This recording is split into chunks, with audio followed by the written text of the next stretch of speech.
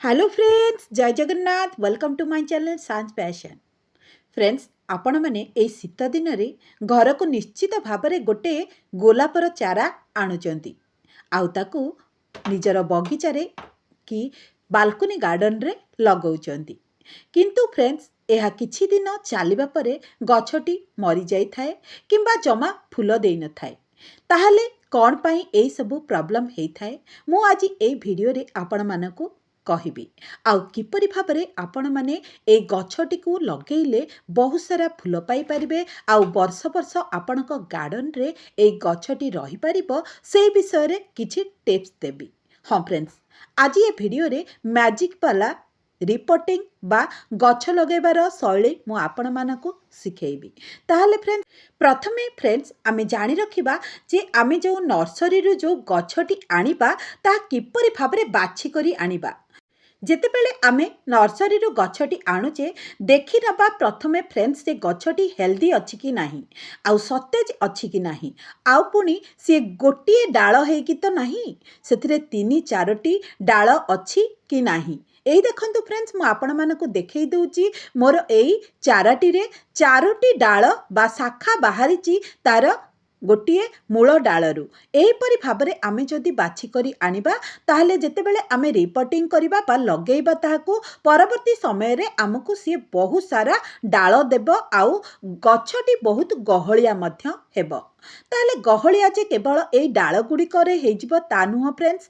आमकू जेतेबेले आमे गछटी लगेइबा तार माटी को ठीक भाबरे प्रिपेयर करिबा उचित जा आउ सेई माटी रे एमिति किछि मिसेइबा उचित जहाँकि आम गछटी जमा मरिब नाही आउ बहुत सारा फूल आमको एई शीत दिने दबा सहित वर्ष वर्ष आम गार्डन रे मध्य रहिबो। हाँ फ्रेंड्स, आमे चाराटी को जितेबेले नर्सरी रू आनी थाए ताहा माटी रे किंबा अगाड़ी रे लागी थाए। तेणु फ्रेंड्स, आमे ताहाको किपरि भाबरे लगेइबा आसंतु मु एठी आपण मानकू कहि दउची। हाँ, आमे प्रथमे 50% आमर गार्डन सॉइल नेबा आउ 30% बाली नेबा 20% गोबर खत आउ 10% एक्स्ट्रा खत नबा जोड़ा कि आम गछ पाई कि बहुत जरूरी। आउ मध्यम फ्रेंड्स, एठी देखंतु एठी होची मेन जिंस जहाँकि आमे माटी रे मिसेले आम गछटी जमा मरिब नाही। एहा होची आमर चापत्ती, फ्रेश चापत्ती।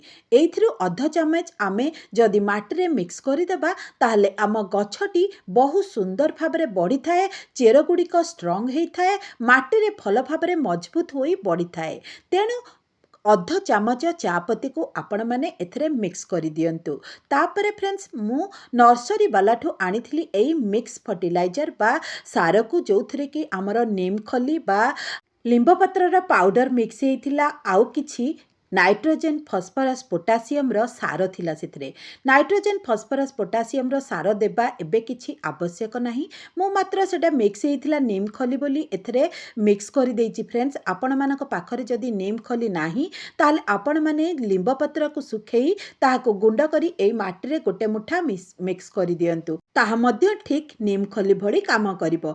आउ मध्य फ्रेंड्स, आपण मानकर जो गछटी आनिचंती जदि ताहा अगाड़ी रे लागिची ताहले सेथिरु अगाड़ी रो 2-3 मुठा मध्य माटी रे मिक्स करि दियंतु। कारण एहा द्वारा माटीटी आमर फपसालिया हेई थाए आउ चेर को भल बढ़िबारे साहाଯ୍य करिथाए। तेणु फ्रेंड्स, आपण माने जेतेबेले गछटी को लगौचंती एमती 2 आंगुठी मझिरे पुरे कि तापरे पैकेटटी को काढंतु जहा फल रे कि गछटी रे कोनोसी हार्म हेब नाही आउ सेही अगाड़ी किंबा माटी को भल भाबरे काढ़ी नियंतु। कारण एहा रहिबा द्वारा गछटी रे चेरटी भल बढ़ी न थाए।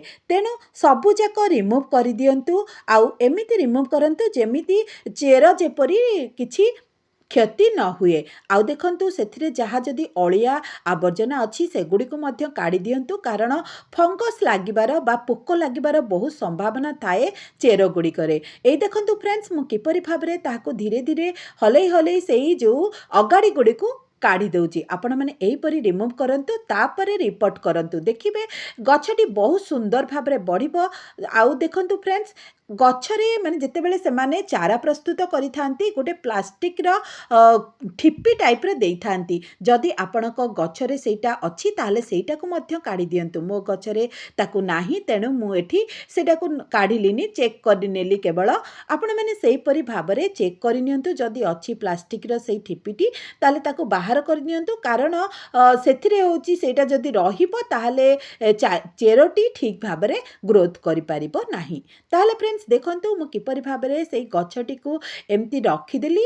ଆଉ ତାପରେ ଯେଉଁ ମାଟିରେ ମିକ୍ସ କରିଥିଲି ମୁଁ ସବୁ ଗୋବର ଖତ ହେରିକା, ସେଗୁଡ଼ିକୁ ସେଠି ଦେଇ ଦେଉଛି। ଗୋବର ଖତ ଆଉ ଚାପତି ଚେରକୁ ଭଲ ବଢ଼ିବାରେ ଆଉ ଗଛରେ ନୂଆ ନୂଆ ଡାଳ ଆସିବାରେ ସାହାଯ୍ୟ କରିଥାଏ।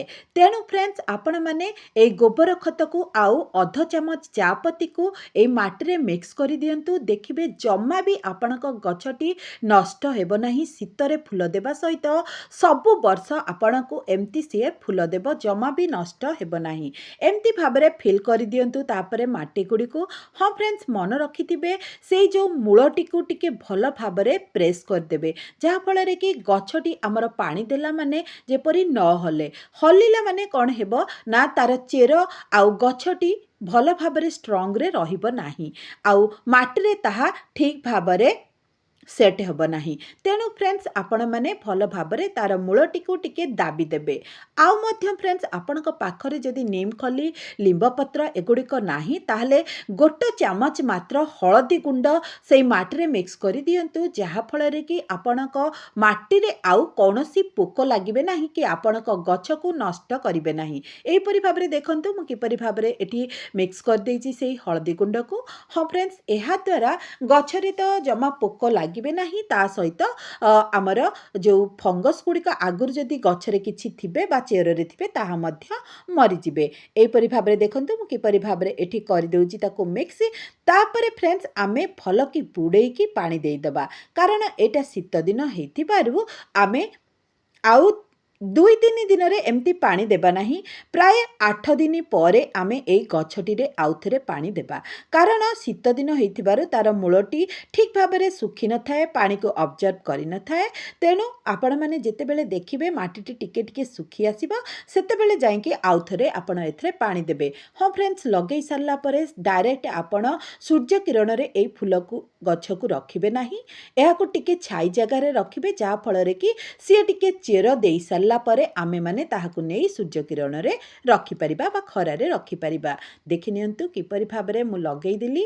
ଆଉ ଫ୍ରେଣ୍ଡସ୍ ସେଇ ଯେଉଁ ଗଛରେ ଯଦି ପୁରୁଣା ପତ୍ର ଥିବ ସେଗୁଡ଼ିକୁ ମଧ୍ୟ ଆପଣମାନେ ରିମୁଭ୍ କରିନିଅନ୍ତୁ ବା କାଢ଼ି ନିଅନ୍ତୁ, କାରଣ ସେଇ ଜାଗା ମାନଙ୍କରୁ ହିଁ ନୂଆ ନୂଆ ଡାଳ ବାହାରିବ ଆଉ ଗଛଟି ଆମର ଗହଳିଆ ହେବ, ଯାହାଫଳରେ କି ଆମକୁ ବହୁତ ସାରା ଡାଳ ମିଳିବା ସହିତ ସେଥିରେ ବହୁତ ସାରା କଢ଼ ବି ହେବ ଆଉ ବହୁତ ସାରା ଫୁଲ ମଧ୍ୟ ଆମକୁ ଶୀତ ଦିନେ ମିଳିପାରିବ। ହଁ ଫ୍ରେଣ୍ଡସ୍, ଦେଖନ୍ତୁ କିପରି ଭାବରେ ମୁଁ ଏଇଠି ସେଇ ପତ୍ର ଗୁଡ଼ିକୁ ରିମୁଭ୍ କରିଦେଉଛି, ଯେଉଁଟାକି ପୁରୁଣା ପତ୍ର ଗୁଡ଼ିକ ଅଛି, କାରଣ ଏଗୁଡ଼ିକ ତ ଏମିତି ଭାବରେ ହିଁ ଶୁଖିଯିବ, ଶୁଖିକି ଝଡ଼ି ପଡ଼ିବ। ଆମେ ତାକୁ ଆଗରୁ ଯଦି ବାହାର କରିଦେବା ତାହେଲେ ଯେଉଁ ସାରଟି ସିଏ ନ୍ୟୁଟ୍ରିସନ୍ଟି ତାର ଏଇ ଶୁଖିଲା ପତ୍ରକୁ ଶୁଖେଇବାରେ ଲଗେଇବ, ତାହା ଗଛର ଅଲଗା ଡେଭଲପମେଣ୍ଟରେ ଲଗେଇବ। ତେଣୁ ଫ୍ରେଣ୍ଡସ୍ ଆପଣମାନେ ଏହିପରି ଭାବରେ ଏଇ ପ୍ରୋସେସ୍ରେ ଦେଖନ୍ତୁ, ଲଗାନ୍ତୁ ଆପଣଙ୍କର ନର୍ସରୀରୁ ଆଣିଥିବା ଗୋଲାପ ଗଛଟିକୁ। ନିଶ୍ଚିତ ଭାବରେ ତାହା ଆପଣଙ୍କ ଗାର୍ଡ଼ନରେ ରହିବ ଆଉ ବର୍ଷ ବର୍ଷ ବହୁତ ସାରା ଫୁଲ ମଧ୍ୟ ଦେବ। ତାହେଲେ ଫ୍ରେଣ୍ଡସ୍ ଭିଡ଼ିଓଟି କିପରି ଲାଗିଲା ନିଶ୍ଚିତ ଗୋଟେ ଲାଇକ୍ କରିଦେବେ, କମେଣ୍ଟ ମଧ୍ୟ କରିଦେବେ। ଯଦି ନୂଆ କରି ମୋ ଚ୍ୟାନେଲକୁ ଆସିଥାନ୍ତି ତାହେଲେ ସବସ୍କ୍ରାଇବ୍ ମଧ୍ୟ କରିଦେବେ। ଆଉ ଯଦି ଭିଡ଼ିଓଟି ଭଲ ଲାଗୁଥାଏ ତାହେଲେ ସାଙ୍ଗମାନଙ୍କ ସାଙ୍ଗରେ ସେୟାର ମଧ୍ୟ କରିଦେବେ।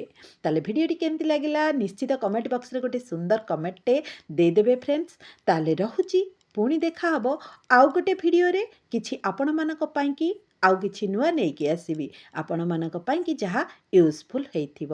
ତାହେଲେ ରହୁଛି, ଜୟ ଜଗନ୍ନାଥ।